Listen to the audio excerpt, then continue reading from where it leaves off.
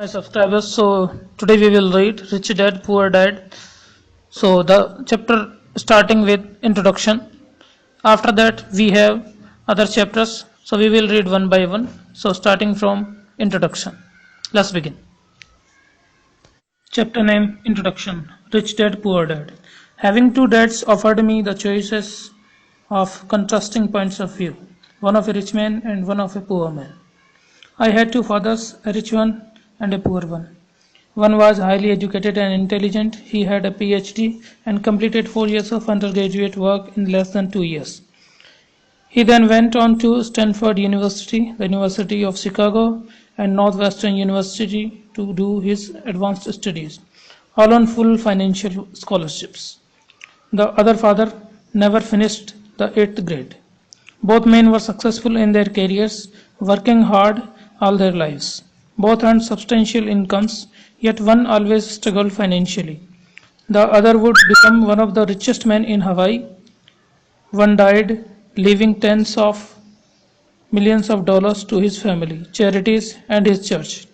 The other left bills to be paid when he died. Both men were strong, charismatic, and influential. Both men offered me advice, but they did not advise the same things. Both men believed strongly in education, but did not recommend the same course of study. If I had only one dad, I would have had to accept or reject his advice. Having two dads offered me the choice of contrasting points of view, one of a rich man and one of a poor man. Instead of simply accepting or rejecting one or the other, I found myself thinking more, comparing, and then choosing for myself. The problem was that the rich man was not rich yet, and the poor man was not yet poor. Both were just starting out on their careers, and both were struggling with money and families. But they had very different point of view about money.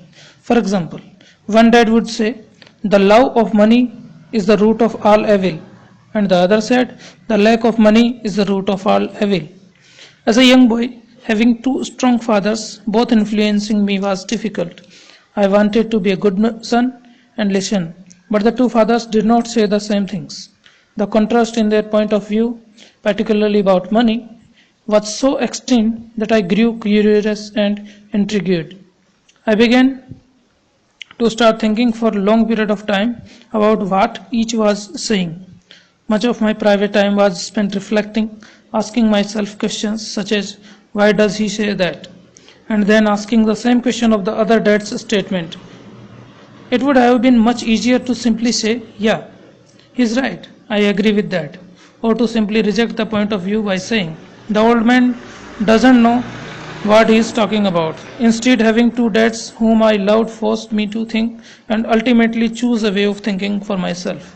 As a process, choosing for myself turned out to be much more valuable in the long run than simply accepting or rejecting a single point of view. One of the reasons the rich get richer, the poor get poorer, and the middle class struggles in debt is that the subject of money is taught at home, not in school. Most of us learnt about money from our parents. So, what can poor parents tell their child about money? The simple say, stay in school and study hard. The child may graduate with excellent grades, but with a poor person's financial programming and mindset. Sadly, money is not taught in schools. Schools focus on scholastic and professional skills, but not on financial skills. This explains why smart bankers, doctors, and accountants who earned excellent grades may struggle financially all of their lives. Our staggering national debt is due in large part to highly educated politicians and government officials making financial decisions with little or no training in the subject of money. Today, I often wonder what will happen when we have millions of people who need financial and medical assistance. They will be dependent upon their families or the government for financial support. What will happen when Medicare and Social Security run out of money? How will a nation survive if teaching children about money continues to be left to parents, most of whom will be or already are poor? Because I had two influential fathers, I learned from both of them. I had to think about each dad's advice, and in doing so, I gained valuable insight into the power and effect of one's thoughts on one's life. For example, one dad had a habit of saying, I cannot afford it. The other dad forbade those words to be used. He insisted, I asked, how can I? One is a statement and the other is a question. One lets you off the hook and the other forces you to think. My soon to be rich dad would explain that by automatically saying the word I cannot afford it, your brain stops working. By asking the question, how can I afford it, your brain is put to work. He did not mean that you should buy everything you want. He was fanatical about exercising your mind, the most powerful computer in the world. He would say, my brain gets stronger every day because I exercise it. The stronger it gets, the more money I can make. He believed that automatically saying, I cannot afford it was a sign of mental laziness. Although both dads worked hard, I noticed that one dad had a habit of putting his brain to sleep when it came to finances, and the other had a habit of exercising his brain. The long term result was that one dad grew stronger financially and the other grew weaker. It is not much different from a person who goes to the gym to exercise on a regular basis versus someone who sits on the couch watching television. Proper physical exercise increases your chances for health, and proper mental exercise increases your chance for wealth. My two dads has opposing attitude, and that affected me the way they thought. One dad thought that the rich should pay more in taxes to take care of those less fortunate. The other said taxes punish those who produce and reward those who don't produce. One dad recommended study hard so you can find a good company to work for. The other recommended study hard so you can find a good company to buy. One dad said, the reason I am not rich is because I have you kids. The other said, the reason I must be rich is because I have you kids. One encouraged talking about money and business at the dinner table, while the other forbade the subject of money to be discussed over a meal. One said, when it comes to money, play it safe, don't take risk. The other said, learn to manage risk. One believed our home is our largest investment and our greatest asset. The other believed my house is a liability, and if your house is your largest investment, you are in trouble.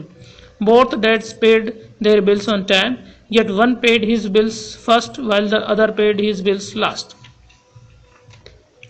One dad believed in a company or the government taking care of you and your needs. He was always concerned about your pay rises, retirement plans, medical benefits, sick leave, vacation days, and other perks. He was impressed with two of his uncles who joined the military and earned a retirement and entitlement package for life after 20 years of active service. He loved the idea of medical benefits and PX privileges the military provided its retirees. He also loved the tenure system available through the university. The idea of job protection for life and job benefits seemed more important at times than the job. He would often say, I have worked hard for the government and I am entitled to these benefits. The other believed in total financial self reliance. He spoke out against the entitlement mentality and how it created weak and financially needy people. He was emphatic about being financially competent. One dad struggled to saw a few dollars, the other created investments. One dad taught me how to write an impressive resume so I could find a good job. The other taught me how to write strong business and financial plans so I could create jobs. Being a product of two strong dads allowed me the luxury of observing the effects different thoughts have on one's life. I noticed that people really do shape their lives through their thoughts. For example, my poor dad always said, I'll never be rich, and that prophecy became reality. My rich dad, on the other hand, always referred to himself as rich. He would say things like, I am a rich man, and rich people don't do this. Even when he was flat broke after a major financial setback, he continued to refer to himself as a rich man. He would cover himself by saying, there is a difference between being poor and being broke. Broke is temporary, poor is eternal. My poor dad would say, I am not interested in money or money doesn't matter. My rich dad always said, money is power. The power of our thoughts may never be measured or appreciated, but it became obvious to me as a young boy that it was important to be aware of my thoughts and how I expressed myself. I noticed that my poor dad was poor not because of the amount of money he earned, which was significant, but because of his thoughts and actions. As a young boy having two fathers, I became actually aware of being careful about which thoughts I chose to adopt as my own. Should I listen to my rich dad or to my poor dad? Although both men had created respect for education and learning, they disagreed about what they thought was important to learn. One wanted me to study hard, earn a degree, and get a good job to earn money. He wanted me to study to become a professional, an attorney, or an accountant, an engineer, or a doctor, and to go to business school for my MBA. The other encouraged me to study to be rich, to understand how money works, and to learn how to have it work for me. I don't work for money were words he would repeat over and over. Money works for me. At the age of 9, I decided to listen to and learn from my rich dad about money. In doing so, I choose not to listen to my poor dad, even though he was the one with all the college degrees. Robert Frost is my favorite poet. Although I loved many of his poems, my favorite is The Road Not Taken. It said, the road less traveled meets the most different, and that has made all the difference. Over the years, I have often reflected upon Robert Frost's poem. Choosing not to listen to my highly educated dad's advice and attitude about money was a painful decision, but it was a decision that shaped the rest of my life. Once I made up my mind about whom to listen to, my education about money began. My rich dad taught me over a period of 30 years until I was 39 years old. He stopped once he realized that I knew and fully understood what he had been trying to drum into my often thick skull. Money is one form of power, but what is more powerful is financial education. Money becomes and goes, but if you have the education about how money works, you gain power over it and can begin building wealth. The reason positive thinking alone does not work is because most people went to school and never learned how money works. So they spend their lives working for money. Because I was only 9 years old when I started, the lessons my rich dad taught me was simple. And when it was all said and done, there was only 6 main lessons repeated over 30 years. This book is about those 6 lessons put as simple as possible, just as simply as my child dad put forth those lessons to me. The lessons are meant not to be answer, but guideposts that will assist you and your children and your families to grow wealthier no matter what happens in a world of increasing change and uncertainty. And this is the end of introduction of this book. So in the next video we will read chapter 1, The Rich Don't Work for Money. Thank you for listening. Please subscribe this YouTube channel for more such videos. Thank you.